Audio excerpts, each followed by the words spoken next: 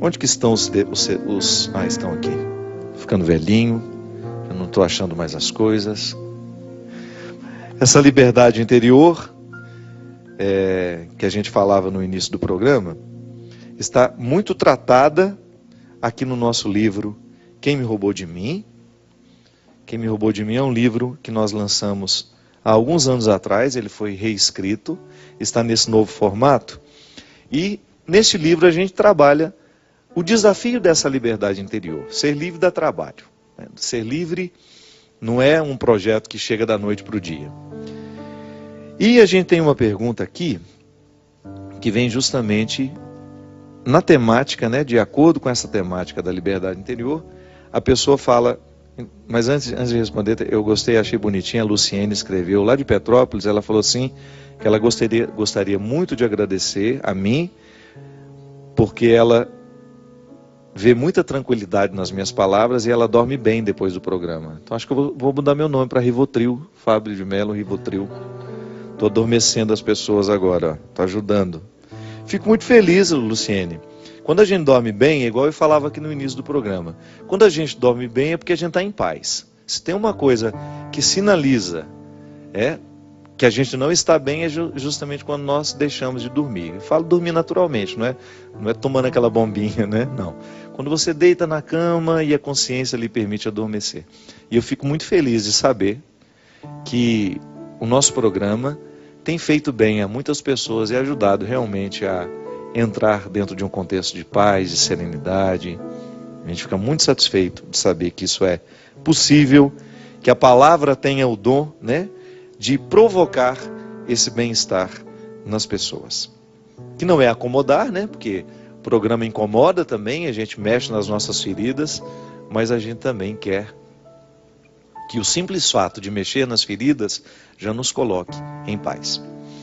Mas a Bárbara de Oliveira, do Rio de Janeiro, ela me escreveu perguntando se o transtorno da esquizofrenia pode ser um resultado do sequestro da subjetividade. Bem, Bárbara, quando a gente fala de sequestro da subjetividade, você que ainda não leu o livro, o sequestro da subjetividade, ele se refere a tudo aquilo que a gente abre mão do nosso eu pessoal em detrimento de um relacionamento. Então, quando eu estabeleço um relacionamento em que o outro me pede aquilo que eu tenho de mais sagrado, que é abrir mão de ser quem eu sou. Que às vezes isso acontece. Em nome do amor, a gente rouba o outro para nós, Ou então, em nome do amor, eu me permito ser roubado pelo outro. Eu abro mão de ser quem eu sou, dos sonhos que eu possuo, achando que ao abrir mão, eu estou correspondendo ao amor que o outro diz ter por mim. É claro que todo amor comporta renúncia, sacrifício. Mas essa renúncia não pode levar à minha identidade. Mesmo porque para eu me dar ao outro, eu preciso ser dono de mim. O livro, ele fala justamente desse conceito de pessoa a partir do conceito judaico, cristão, que é, para eu me oferecer ao outro, eu preciso ser dono de mim. Só pode dar-se ao outro aquele que se possui. Eu não posso dar aquilo que não é meu. Então, a vida, desde quando eu nasço, eu começo a tomar posse do meu eu. Eu vou identificando quem sou eu vou identificando o que eu gosto, o que eu não gosto, o que me faz bem, o que não me faz bem. A construção do eu, ela é fundamental nos primeiros anos da nossa vida, que é quando nós vamos descobrindo quem somos nós. Para que nascemos, Essa pergunta é tão interessante. Quando você começa a identificar as suas possibilidades, até mesmo de trabalho, o que me realiza? Tudo isso faz parte da sua subjetividade. A sua subjetividade é como se fosse o cofre onde está guardada a sua identidade. Mas há relacionamentos que nos roubam isso. Quando você estabelece um relacionamento doentio, por exemplo, quando você vai perdendo a sua pertença. Como é que você sabe que é um relacionamento doentio? Quando não existe alegria na entrega. Quando você percebe que o outro está lhe pedindo aquilo que você não poderia dar a ele, que é a sua identidade. Eu para amar você, você terá que mudar isso, aquilo, papapá, papapá, papapá. Tudo bem. Se for para mudar coisas que antes eram ruins em nós, o amor do outro nos ajuda, porque nos constrói. Vai nos mostrar aquilo que a gente tem de exagerado, aquilo que pode ser lapidado. Mas quando o amor do outro é condição, a condição para que o amor exista é que a gente abra mão de ser quem a gente é, então alguma coisa está errada. Então o outro não está me amando, o outro está me sequestrando. Veja bem, o que é a esquizofrenia? É uma patologia psíquica que precisa ser diagnosticada, medicada, onde o eu se divide. O esquizofrênico, ele costuma ter dois tipos, né? É como se estabelecessem na sua personalidade, é como se a unidade fosse quebrada. Então, a partir do momento que a esquizofrenia se estabelece, eu tenho dificuldade de ser eu tenho dificuldade de ser inteiro. Então, eu não sou especialista para poder dizer, um médico especialista em esquizofrenia poderia dar muito mais informações. Eu estou dando uma pincelada no que significa, num primeiro momento, essa esquizofrenia. É uma doença que precisa ser tratada e que muitas vezes tem a característica, né, de ser uma divisão do eu. Será que um sequestro da subjetividade poderia desenvolver uma patologia dessa? Olha, o roubo da subjetividade é uma coisa tão doída que às vezes a mente, para poder sobreviver àquele roubo, àquele sofrimento, ela se estabelece patológica, ela fica doente mesmo. O sofrimento é tão grande que aquela pessoa não consegue mais administrar de maneira saudável a perda de pertença. Você poderia estar perguntando, mas padre, como é que uma pessoa pode abrir mão de ser quem ela é? Acontece demais, minha gente, acontece toda hora. Esse livro, ele não foi escrito a partir de teoria. É claro que eu precisei estudar muito ao longo da minha vida para compreender um pouco do mistério humano, um pouco a trama dos relacionamentos. Eu sempre gostei de pessoas. E eu estudei muito como? Lendo. Eu sempre gostei de romances, eu sempre fui um menino que lia muito desde criança. Então isso me ajudou a ter uma leitura do contexto dos bastidores dos relacionamentos, a partir daquilo que eu vi na ficção, mas que eu vi também na vida real. Como padre, eu tenho esse acesso ao sacrário da consciência das pessoas. Então eu encontro muita gente roubada de si mesmo. Gente que precisou abrir mão de ser quem é para ter o outro ao lado. Que isso acontece muito. De repente, eu amo uma pessoa, eu sou tão apegado àquela pessoa, que eu sou capaz de abrir mão dos meus sonhos para não perder aquela pessoa. Então, por exemplo, uma menina sabe que tem um relacionamento doentio com um rapaz. Aquele rapaz não faz bem a ela, ele traz uma carga negativa para ela demais, ele a deprime, ele a joga para baixo o tempo todo, e ela não consegue romper aquele relacionamento. Por quê? Porque ela tem medo de perder aquele rapaz.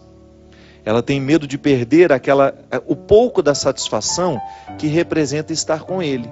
Isso é uma dependência, né? A dependência é quando você não é capaz de equacionar o tanto de prejuízo que você está tomando ao ficar ao lado daquela pessoa. Então geralmente tem essas dependências afetivas, partem para um autodesprezo, uma relação doentia, gera muito isso, a pessoa se despreza, ela se acha pior, e por isso ela tem tanto ciúme, por isso ela tem tanta posse. O relacionamento deixa de fazer bem, por quê? Porque vira uma espécie de neurose. Ao invés de fazer feliz, aquele relacionamento só traz aborrecimentos. Uma vigilância 24 horas, né? Como se o outro fosse um objeto a ser vigiado o tempo todo, como se ele fosse um animal que precisa de coleira. Você percebe que o relacionamento está sendo doentio pelos sintomas. Digamos que eu seja amigo do Christian e que nós temos um relacionamento doentio. A nossa amizade não passa pelos vínculos da construção, da fraternidade, da solidariedade. Digamos que nós sejamos amigos e que nós somos dependentes um do outro e que nós vivemos um com o outro uma espécie de disputa. Então, sempre que eu puder alfinetar o Cristo, eu vou alfinetar. Sempre que eu puder desprezá-lo publicamente, eu vou desprezar. Aí depois eu vou, corro, peço perdão, faço isso, faço aquilo. Mas depois, logo em seguida, volto a fazer o mesmo. Veja bem, eu acabo tendo um relacionamento doentio e começo a fazer mal com esse amor que eu digo sentir pelo meu amigo Christian.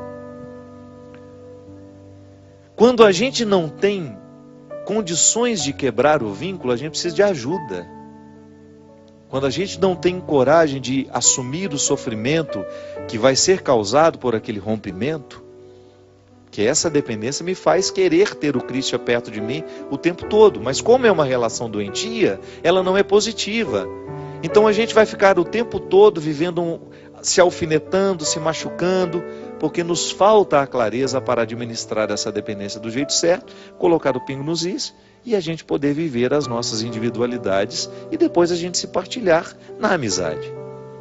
O relacionamento, minha gente, ele só é positivo quando as partes se pertencem e depois elas se distribuem.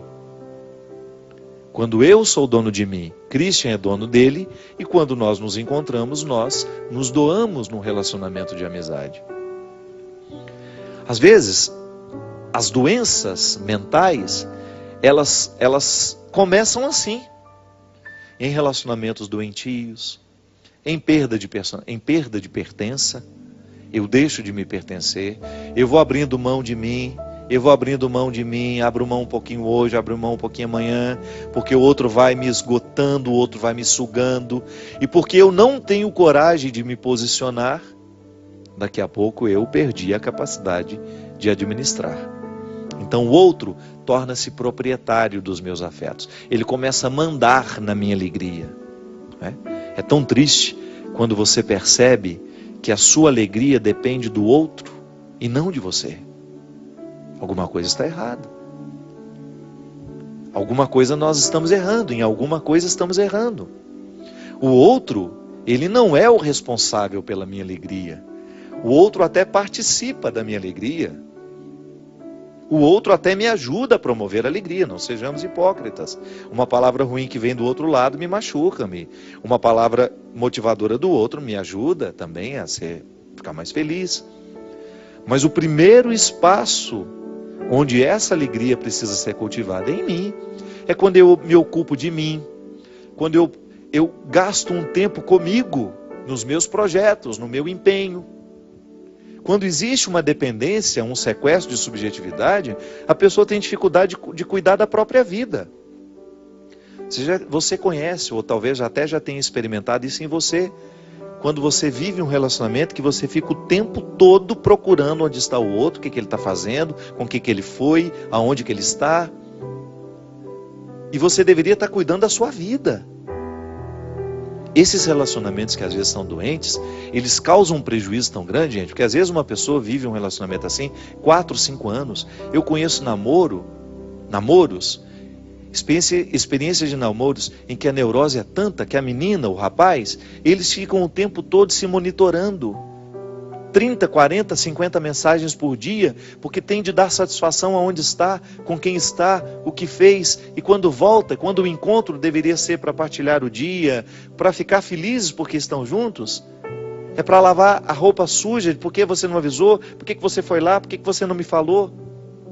Então o encontro que deveria ser para ser agradável, para construir aquilo que no futuro pode ser até um casamento, torna-se o espaço do cultivo das neuroses. Não pode ser assim. Se você percebe que você está preocupado demais com a vida do seu parceiro e esquecido da sua vida, alguma coisa está errada. Você precisa ter primeiramente a consciência de que a sua primeira responsabilidade não é o outro, é você mesmo. Porque você só pode cuidar do outro depois de ter cuidado de si. Um relacionamento que começa no outro não dá, isso é doente. Ah, padre, mas isso é um egoísmo? Não é não. Isso é o passo certo do relacionamento. Eu só posso dar um passo na direção do outro depois de ter conquistado os meus territórios. A verdadeira caridade só existe quando eu sou livre para amar, quando eu sou livre para doar, eu não estou agindo por uma necessidade. Porque às vezes até a nossa caridade não é por amor, não, é porque a gente quer aparecer. Às vezes a nossa caridade está em torno do nosso espírito pavão. Eu preciso que o outro me veja, eu preciso que o outro me note, então eu faço caridade, eu faço isso, faço aquilo, mas aquilo é tudo vazio dentro de mim, não me preenche, não me faz feliz. Meu Deus do céu, a caridade que eu faço precisa estar em consonância com aquilo que eu sei sobre mim. É essa minha liberdade interior me motivando a conquistar cada vez mais os territórios que são meus, conhecendo os meus defeitos, as minhas possibilidades, para que depois eu dê um passo na direção do outro e faça o mesmo na vida dele. Ao invés de ser um sequestrador, eu quero ser um libertador. Eu não quero estabelecer relacionamentos de amizade em que eu faço um papel de sequestrado ou de sequestrador. Só tem sentido a gente estabelecer relacionamentos se for para a gente ajudar o outro a fazer a conquista dessa liberdade interior. É aquilo que a gente fala, né? A gente precisa de ter amigos que nos façam amigos de Jesus. Aprendi com a minha amiga Marina Patrus, lá em Belo Horizonte. Uma frase simples. É verdade. Eu preciso ter vínculos com pessoas que vão me motivar a viver essa liberdade interior. Ah, se quiser me perder, é começar a colocar uma amarrinha aqui no meu pé. Saio fora, vou longe, vou embora. Você sabe por quê? Eu levei muito tempo para compreender o processo da liberdade. Você acha que eu vou dar passos para trás, na direção contrária da liberdade que Deus quer para mim? Não posso, eu não posso permitir isso, sabe por quê? Eu estou pecando contra a minha conversão. Qual é a minha conversão? Qual é o processo que Deus quer realizar em mim? É me fazer ser livre. Se eu aceito viver um relacionamento que me aprisiona, que me poda das minhas possibilidades, que me priva de chegar ao que Deus quer de mim, esse relacionamento é diabólico. Ainda que ele pareça santinho, ainda que ele pareça bonitinho. Mãe pode fazer isso com a gente. Você quer um amor mais sagrado que de mãe?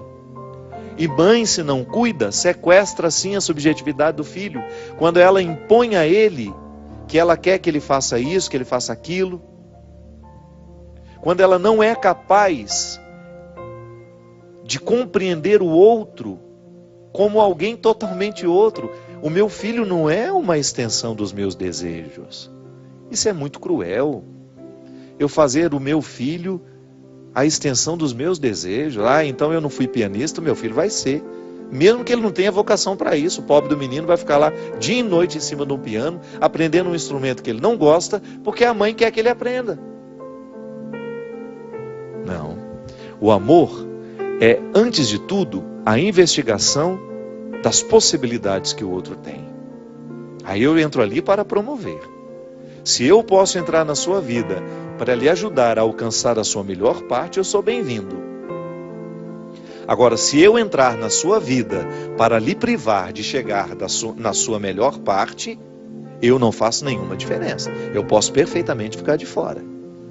Se for para estabelecer um vínculo de amizade, de namoro, de casamento, que seja com alguém que esteja interessado com a sua libertação. Porque senão, cuidado, esse amor pode ser um cativeiro. Olha, eu vou te falar uma coisa. Se você não leu esse livro, por gentileza, permita-se. Algumas pessoas acham que o livro é um pouquinho complicado nas primeiras páginas. Não é não. É muitas vezes a gente precisa vencer a preguiça. Se você tiver a oportunidade de ler esse livro, leia. Porque é impressionante como a leitura desse livro desperta em nós a consciência de que nós vivemos amarras. Volto a dizer. Às vezes nós não estamos percebendo que estamos amarrados. É porque a gente acostumou com o cativeiro.